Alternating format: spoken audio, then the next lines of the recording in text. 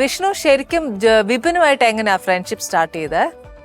ഞങ്ങളൊരു 6ാം ക്ലാസ്സിൽ പഠിക്കുന്ന സമയത്ത് ഞങ്ങളുടെ ഒരു കോമൺ ഫ്രണ്ട് ഉണ്ട്, ശ്രീനാഥ് എന്ന് പറഞ്ഞിട്ട്. ശ്രീനാഥ് അവന്റെ വീടിന്റെ അടുത്തുള്ള അമ്പലത്തിൽ പ്രോഗ്രാമിന് മിമിക്രി ചെയ്യാൻ വേണ്ടിയിട്ട് 6ൽ പഠിക്കുമ്പോൾ ഞങ്ങള് ട്രൂപ്പായിട്ട് പരിപാടി ചെയ്യും കേട്ടോ. അപ്പൊ അതിന് വേണ്ടിയിട്ട് ശ്രീനാഥ് എന്നെ വിളിച്ചോണ്ട് പോയതാ. അപ്പൊ അവന്റെ വീടിന്റെ അടുത്തുള്ള ഫ്രണ്ടാണ് ബിബിൻ. അപ്പൊ പറഞ്ഞടാ എന്റെ വീടിന്റെ അടുത്ത് ഒരു തന്നെ ഉണ്ട് ബിബിൻ എന്ന് പറഞ്ഞിട്ട്, നമുക്ക് 3 പേർക്കും കൂടി സ്കിറ്റ് ചെയ്യാന്ന്. ഞാൻ പറഞ്ഞു ഓക്കെ. അങ്ങനെ ഞങ്ങള് ആദ്യമായിട്ട് പരിചയപ്പെടുന്നത്. പിന്നെ അന്ന് മുതൽ പ്രോഗ്രാമുകൾ ഒരുമിച്ച് കുറെ ചെയ്തിട്ടുണ്ട്. അന്ന് തുടങ്ങിയ ഫ്രണ്ട്ഷിപ്പാണ്. അപ്പൊ എന്നും ഇതിലേക്ക് സിനിമയിൽ എത്തണം എന്നുള്ളത് രണ്ടുപേരുടെ ആഗ്രഹം. സിനിമയിൽ അഭിനയിക്കണമെന്നുള്ളതാണ് രണ്ടുപേരുടെ ആഗ്രഹം. പിന്നെ ബിബിൻ BC നൗഫലിക്കയുടെ കൂടെ വർക്ക് ചെയ്തിട്ടുണ്ട്. പുള്ളിയുടെ പ്രോഗ്രാമിൽ സ്ക്രിപ്റ്റ് ചെയ്തിട്ടുണ്ട്, അതിൽ അഭിനയിച്ചിട്ടുണ്ട്. നൗഫലിക്കാണ് നമ്മളോട് പറയണത്, നിങ്ങളൊരു പണി, നിങ്ങളുടെ സ്കിറ്റ് എഴുതുമ്പോൾ പോലും അതിനൊക്കെ ഒരു സിനിമാറ്റിക് പരിപാടി ഉണ്ട്, നിങ്ങളെ വെച്ചിട്ടൊരു സിനിമ എഴുത്, ഞാൻ പ്രൊഡ്യൂസ് ചെയ്ത് ഞാൻ ഡയറക്റ്റ് ചെയ്യാന്ന് പറയും. അപ്പൊ ഞങ്ങൾക്ക് ഭയങ്കര, അങ്ങനെയാണ് ഞങ്ങൾ എഴുതാൻ തീരുമാനിക്കുക. അല്ലെങ്കിൽ നമ്മൾ സിനിമ എഴുതുന്നതിനെ കുറിച്ച് ചിന്തിക്കില്ല.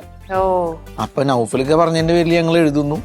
പക്ഷെ എഴുതി സ്ക്രിപ്റ്റ് കംപ്ലീറ്റ് ആയ സമയത്തേക്ക് മറ്റേ സാറ്റലൈറ്റിന്റെ ഒക്കെ ഇഷ്യൂ വന്നു. ഏത് പടം അനൗൺസ് ചെയ്യുമ്പോഴേക്കും സാറ്റലൈറ്റ് ചാനലിൽ നിന്ന് മേടിച്ചിട്ട് പിന്നെ പടമൊന്നും ചിലപ്പോൾ നടക്കില്ല, ആ കാശ് ചാനലിന് നഷ്ടമാവും, പിന്നെ പടം ഓടിയില്ലെങ്കിൽ ചാനലിൽ അത് നഷ്ടമാണെന്നൊക്കെ പറഞ്ഞിട്ട് ഇനി പടം ഇറങ്ങിക്കഴിഞ്ഞാൽ സാറ്റലൈറ്റ് സെല് ചെയ്യാൻ പറ്റുള്ളൂ എന്ന സ്റ്റേജ് ആയപ്പോൾ അപ്പോഴാണ് ഞങ്ങളെ വെച്ചിട്ട് അപ്പൊ നൗഫലിക്ക് പറഞ്ഞ് സാറ്റലൈറ്റ് കാര്യമൊക്കെ ഇങ്ങനെയാണ്, അപ്പൊ എന്താ ചെയ്യാ.